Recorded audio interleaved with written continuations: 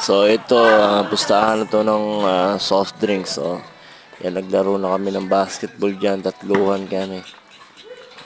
Sino manalo, siya magkakaroon ng soft drinks daw. So una, lumalamang sila sa laro namin. So, pero mga kalagit na, medyo napagod na rin sila. So, nangyari niyan, nakakalamang na rin kami. Nakakahabol kami sa namin, sa aming scores. Sayang eh. Diba?